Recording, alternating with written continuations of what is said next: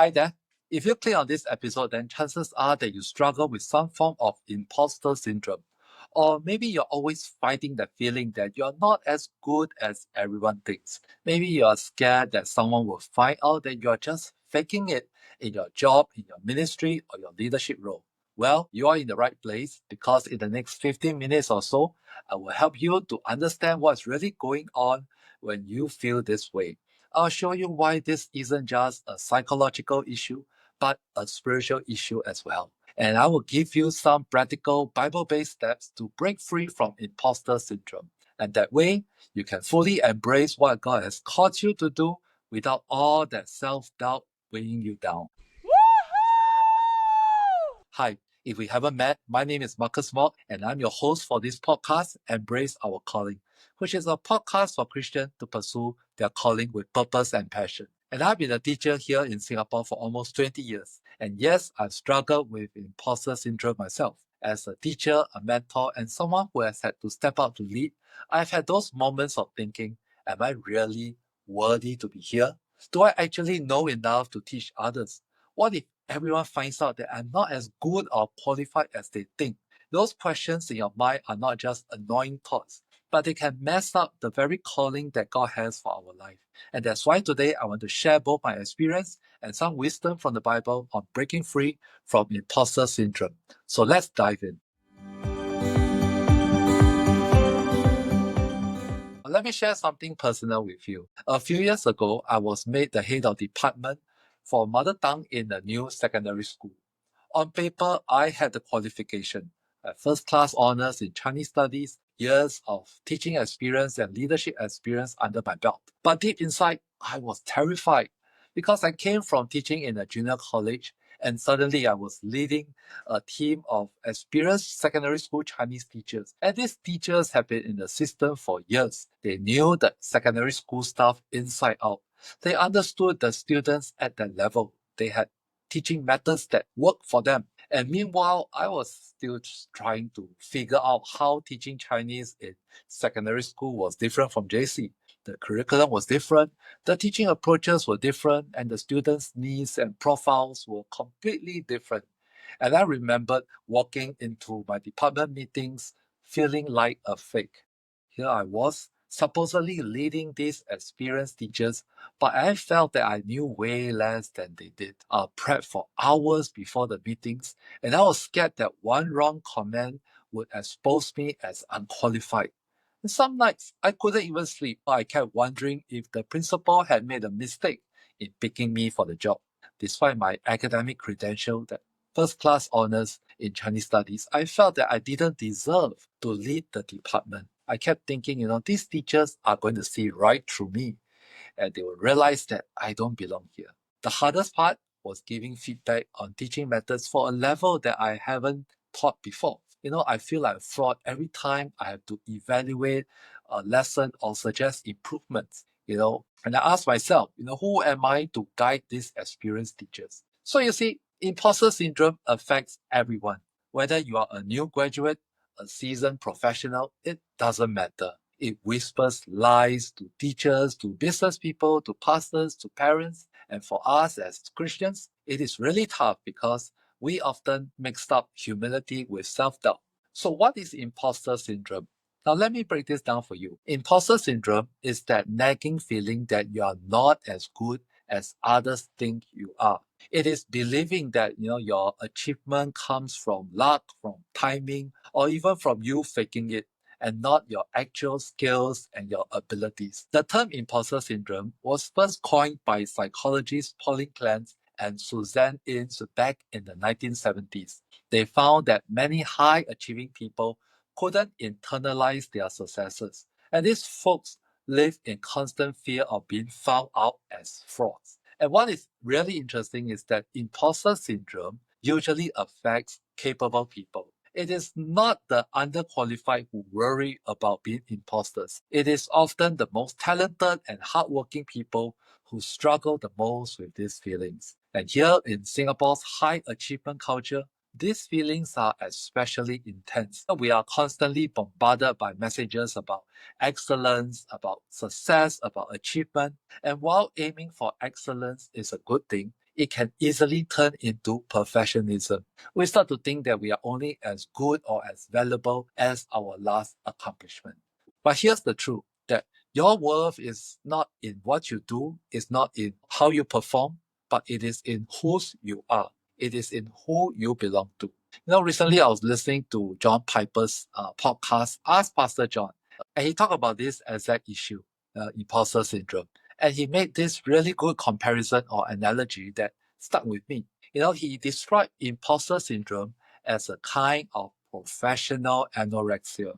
Someone with anorexia will look in the mirror and they'll see themselves as being overweight when actually they are very thin. Now, in the same way, a person with imposter syndrome, may be successful and competent. They will look in the mirror and they will see themselves as someone who is fake and incompetent. And I thought that was a helpful way to understand what's going on in our mind, this professional anorexia. But nevertheless, imposter syndrome looks different for everyone. So let me share with you some common forms that imposter syndromes take and see if you recognize yourself in any of this. The first one is the perfectionist. Now, the perfectionist sets super high goals and they will feel major self-doubt when they fall short in any way. And even if they are 99% successful, they will focus on that 1% that they miss. Sounds familiar? The second type is the expert. The expert feels that they need to know absolutely everything before starting a project or speaking up in a meeting. And they are always trying to get more certification or training, and they'll still think that they are never quite ready or qualified enough.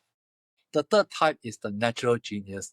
The natural genius believes that everything should come easy for them. When they feel that they have to work hard at something, it is a kind of proof that they are just not good enough or not the real deal. The fourth type is the soloist. The soloist will feel that they must do everything on their own. If they ask for help, it will reveal that they are a fraud. They will think that being independent equals to being competent. The fifth type is the superhuman. The superhuman pushes themselves to work harder than anyone else to prove their worth. And they need to succeed in every role in their life, whether as a professional, as a parent, as a friend, or as a volunteer. And they will feel like an imposter when they can't do it all. So which type do you think you are? Or maybe you feel that you're most or in fact all of the above. You know what's interesting? Some of the greatest leaders in the Bible felt the same way. When God called Moses in the burning bush to lead his people out of Egypt, do you remember what Moses said? In Exodus 3:11, Moses said to God, "Who am I that I should go to Pharaoh and bring the Israelites out of Egypt?" And after God assured him that he will be with him and gave him signs and wonders, Moses still ended up begging, please God send someone else. Moses felt totally unfit for his calling. And what about Gideon, the man who defeated the Midianite army with only 300 men? When the angel of the Lord first called him, he was hiding from his enemies. The angel called him a mighty warrior. And what was his response? How can I save Israel? My clan is the weakest, and I'm the least in my family.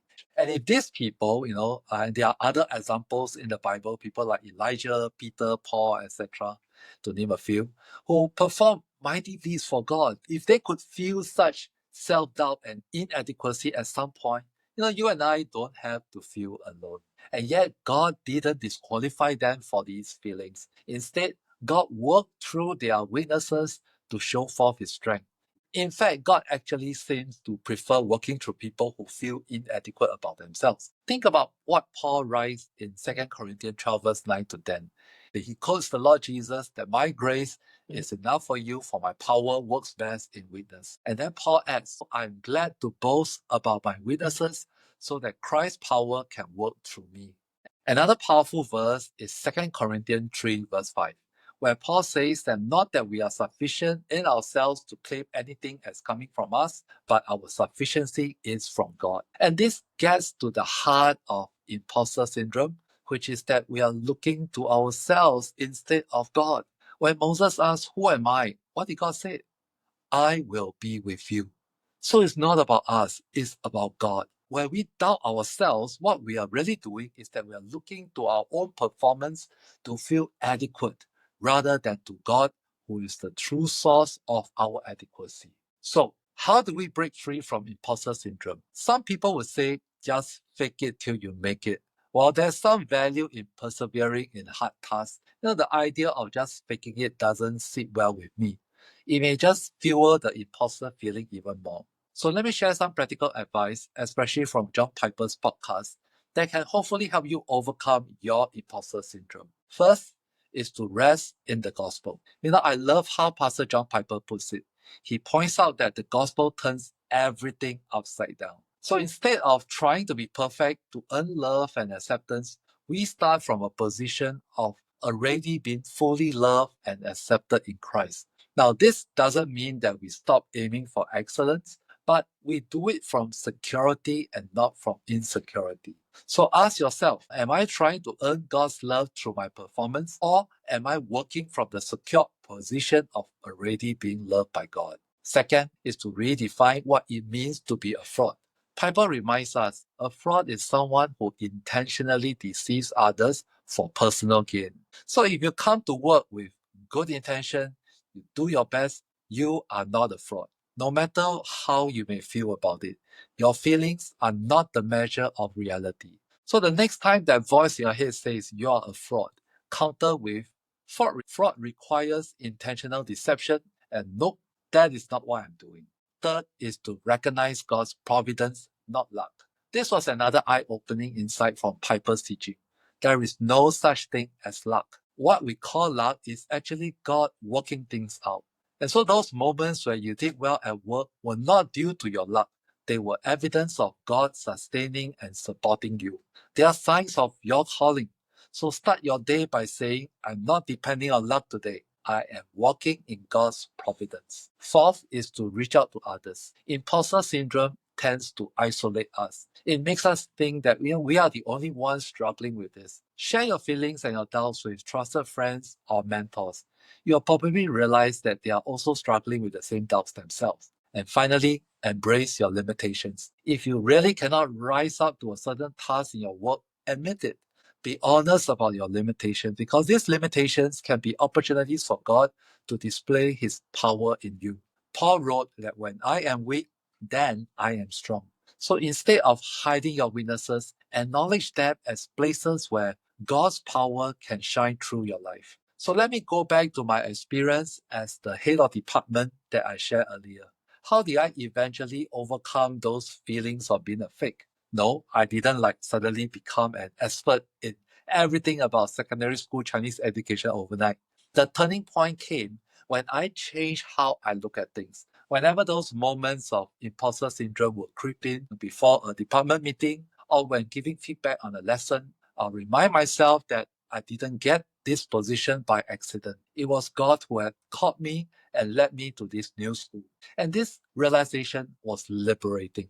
I didn't have to be worthy of the role in my own strength. God will prepare me and shape me to fit the role that He has called me to. Every mistake that I made wasn't some kind of proof that I was a fraud. Rather, it was a learning experience for me and a chance to grow. I began to practice what I've shared with you today. I recognized the sin of imposter syndrome. I placed my confidence not in my own abilities, but in God's faithfulness. I remembered that there is no such thing as luck, only God's providence that has put me in this position for a purpose. So instead of hiding my lack of experience with secondary school teaching, I was honest about it. I approached the experienced teachers in my department not just as their leader, but as someone who could learn from them. And guess what? They were more than happy to share what they knew. What started as one of the scariest challenges of my career turned into 5 fruitful years of leading the department. Not because I conquered imposter syndrome through my own strength, but because I learned to see my leadership through God's eyes rather than my own insecurity. And this is the beautiful paradox, that when we admit our limitations and depend on God's strength rather than our own, we actually become more effective in our calling, not less. As Paul wrote, when I am weak, then I am strong. So, dear friends, if you're struggling with imposter syndrome today, I want you to hear this. You are not a fraud. The gifts, the talents, the opportunities that God has given to you, they are not mistakes. He doesn't call the qualified, He qualifies the called. So the next time that voice tells you you don't deserve to be here or you're not good enough, remember whose voice really matters. You are where you are today because God has planted you there. You may not be good enough, but God's presence is good enough for you. This is Marcus Mock, and you're listening to Embrace Our Calling. Thanks for joining me today, and be sure to hit the subscribe button to stay tuned to our future episodes. Check out my website at embraceourcalling.com for more resources to help you on your calling journey. In the meantime, stay joyful and let's go forth to embrace our calling.